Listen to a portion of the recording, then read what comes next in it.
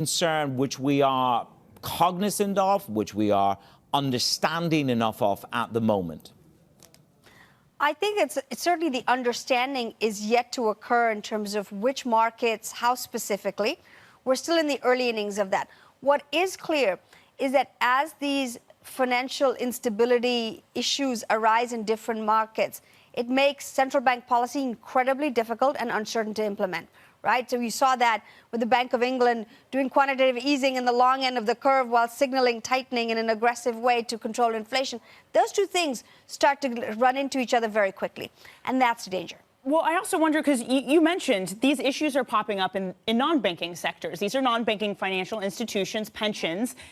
Are central banks equipped to handle that, considering they transmit monetary policy through the banking sector? Well, they're there as crisis management tools, right? Just as you saw Andrew Bailey come in and step in and say, listen, I'll buy these bonds. I'll make sure the market functions for a short period of time, 2 weeks in his case.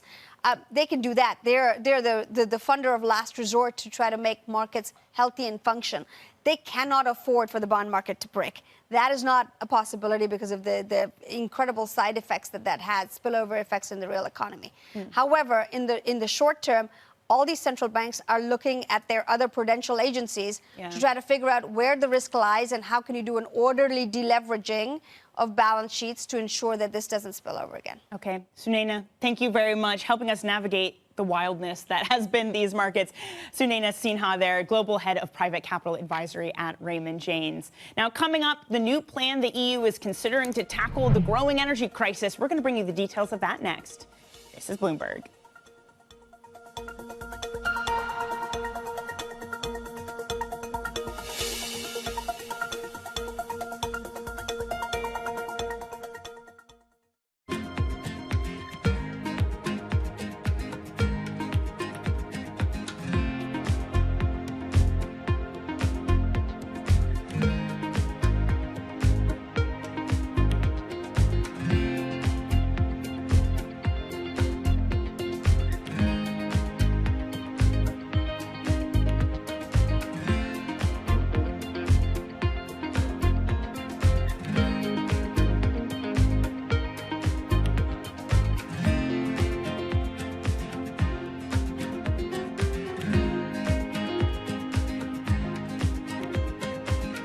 There's more activity in the fusion world than ever, and not just in government research labs.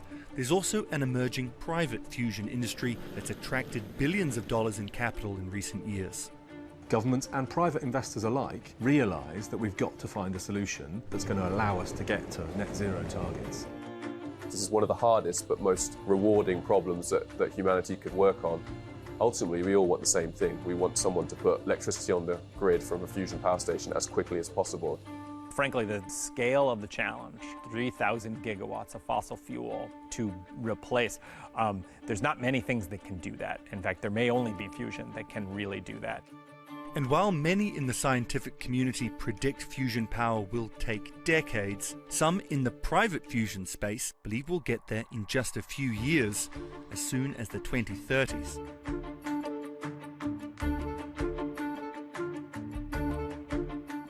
In a multi-trillion-dollar industry, there's a lot of ground to cover. Commodities got absolutely crushed. We'll show you what's happening in ETFs like no one else. Bloomberg ETF IQ, Monday on Bloomberg.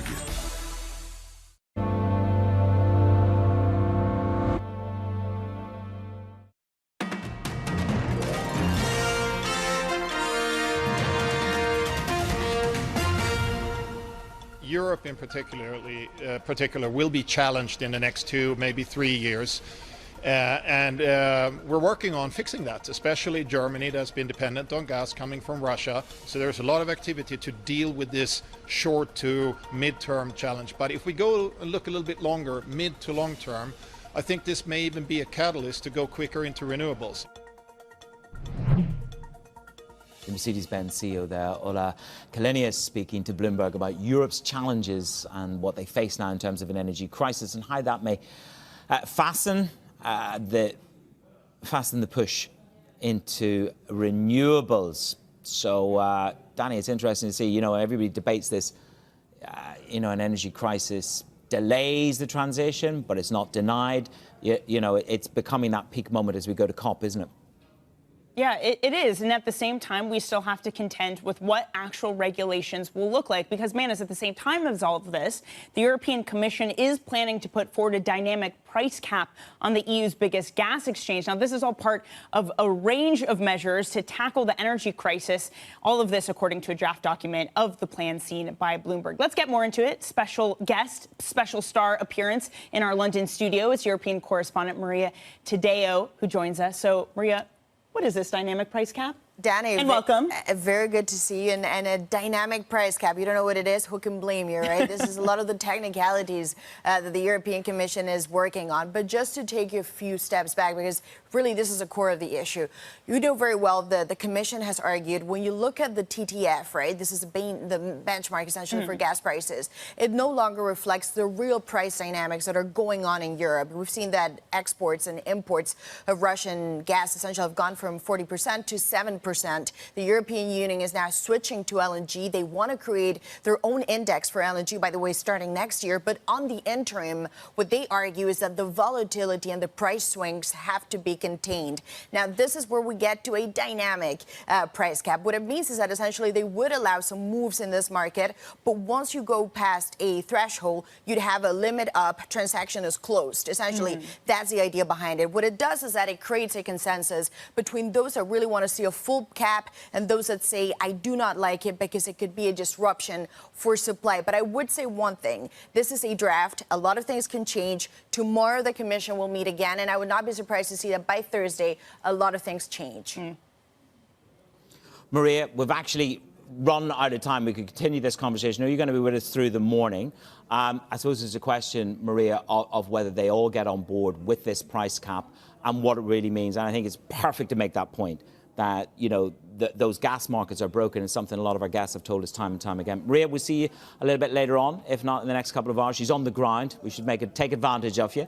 Up early, Maria Tadeo in London. Danny, let's just return to the breaking news headlines. We're going to hear from In Hunt We Trust.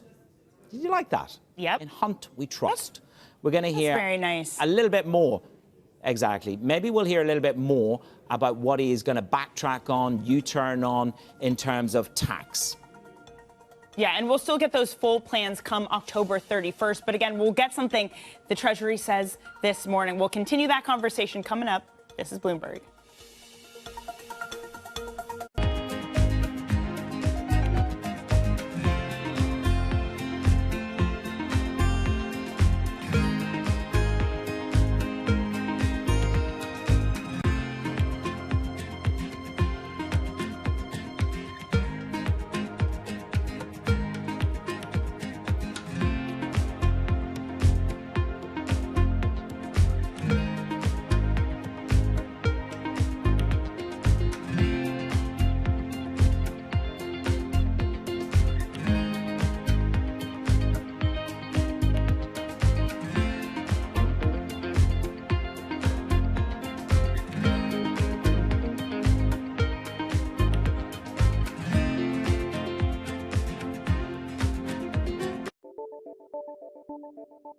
What do you think of when you think of a battery? For most, it's what we use to power devices for both work and play, and maybe even your car.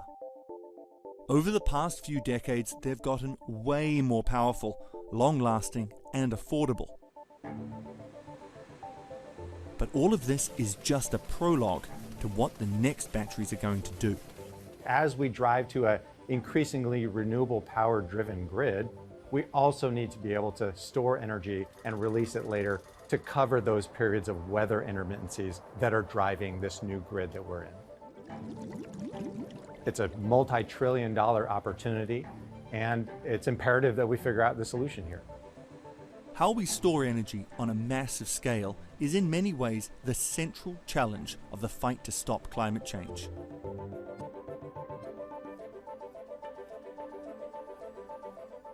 When U.S. jobs numbers are released, Bloomberg brings you crucial data at terminal speed and instant expert analysis. Nobody covers jobs day like Bloomberg.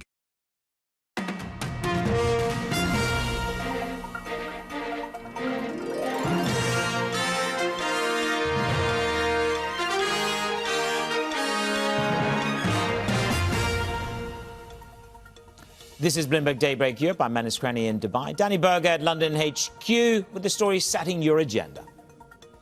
Downing Street hot seat. The UK's Liz Truss battles to rescue her premiership. The pound gains on expectations of more U-turns from new Chancellor Jeremy Hunt. He's due to make a statement later this morning on his fiscal plan. Taking a stand, China's Xi Jinping backs COVID zero at his party Congress, doubling down on policies at the center of tensions with the U.S. Chinese stocks slide. Plus, the EU plans to temporarily overhaul the continent's gas market with a dynamic price cap, its latest effort to rein in soaring energy bills. Manus, good morning. Happy Monday to you. A statement on its way from Jeremy Hunt. Pound pushes higher versus the dollar. Absolutely. We understand both the Chancellor and the Bank of England Governor, Andrew Bailey, spoke last night. The head of the Debt Management Office, the Chancellor met with the Governor of the Bank of England and the head of the Debt Management Office to brief them on his plans. So this is about a reunification of FP with MP, and that is something the markets will latch onto. Danny. Yeah, of course, we'll see exactly how that plays out at 8 a.m. this morning, Manus, when bond markets open. But for now, we're getting some hints from the Treasury market moving higher. We are indeed. There's the pound. I mean, over the past 2 days, it's not back at its highs on Friday, but certainly it's reversing course from its nadir at around the 103, just over the 103 level 20 days ago when the quasi-Kwarteng economics and trustonomics came to bear and trashed both the gilt market, the currency market, and the confidence of global investors in global Britain. To the markets, oil a little bit higher this morning. Yen, when will they intervene? Will it be 150? 2-year notes roll over. In terms of yield, we're dipping this morning as Bullard opens the door perhaps to a larger than expected rate hike in 2022, in December 2022, and the dollar rolls down. The bully in the schoolyard, according to my guest at Capital Link, the dollar is the bully. We dip by 1/8 of 1%, 0.2 of 1%. Danny. Meanwhile, we are looking at both UK and wider European futures in the red this morning. Man, it's down 0.3 of 1%. Jefferies warning that higher UK corporate taxes does matter for equity investors. It means less spending, less capex, less hiring. And of course, we had a pretty negative session on Wall Street on Friday after those UMich numbers showed inflation expectations stay firmly entrenched. So we are getting a little bit of consolidation after that sell-off. S&P 500 futures up more than 0.5%. But the sell-off continues in Asia, Manus, down 1% for the MSCI Asia Pacific. Well, we're focused on the UK, obviously, Danny, in terms of any nuance that comes through. Liz Truss's position as UK Prime Minister is coming under increased pressure following the series of U-turns in the mini-budget, resulting in the sacking of her Chancellor. That left her plans for the economy quite literally in tatters. The new Chancellor, Jeremy Hunt, is due to make a statement to the markets a little bit later on. And we're just seeing here that in the Times, there is a headline that in the Times that Truss has signed off deferring the 1p income tax cut until 2024. But the damage is all but done. Lizzie Burden is outside Downing Street for us now. Lizzie, I mean, this is an annihilation of Trussonomics.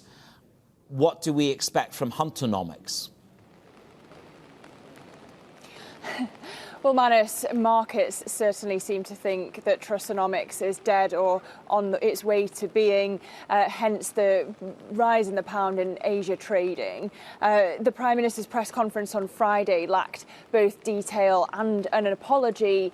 The U-turn on corporation tax and the sacking of Kwasi Kwarteng, politically embarrassing, but not doing much to balance the books. So we're expecting when Hunt makes his statement in the Commons today to give us a little more detail on how they're going to balance the books. Economists at Bloomberg Economics reckon Truss needs to find £24 billion in revenue raises and savings. But because Trussonomics is being dismantled piece by piece, MPs behind the scenes are asking themselves, what's the point of having her at the top? Has she got weeks or months left? And they're asking themselves, do we want to gamble on a new leader now and face a snap general election? Or do we want to face almost certain wipeout in 2024? A lot's going to hang on what happens in the gilt market today. Of course, gilts tanked on Friday after that underwhelming statement. Let's see what happens today now that the BOE's help is gone. Well, what do we expect from the BOE, Lizzie, in terms of continued support? Of course, independence front and center for the BOE at this moment. Yeah, that's the message that Andrew Bailey wanted to underscore at the IMF over the weekend. He suggested that bigger hikes are going to be needed, including at the November meeting than were expected in August as a result of the fiscal plans. Take a listen to Bailey in Washington. We will not hesitate to raise interest rates to meet the inflation target. And as things stand today, my best guess is that inflationary pressures will require a stronger response than we perhaps thought in August.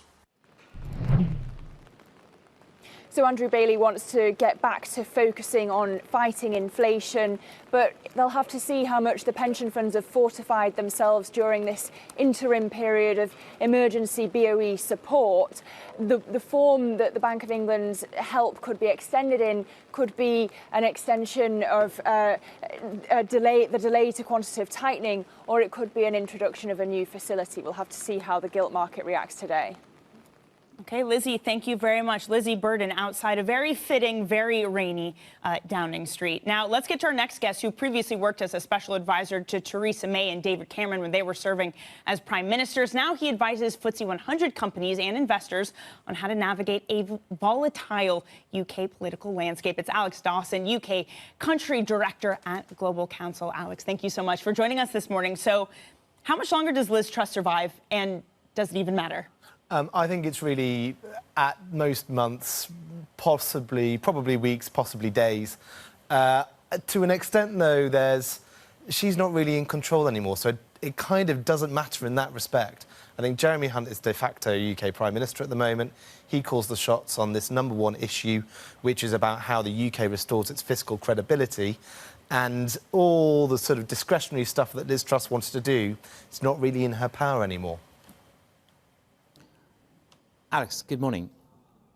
How damaging was Friday night's new press conference in Downing Street? Because I sat here in Dubai, 5,200 miles away, watching what can only be described as somebody who didn't know what was in front of them, didn't know where to look, and didn't know the names of the journalists in the room. I think it was extremely damaging, both in political and financial senses. I think it demonstrated that UK leadership wasn't really on the same plane as a lot of other folks. And I think you've got to walk and demonstrate a certain amount of competence at the very basics.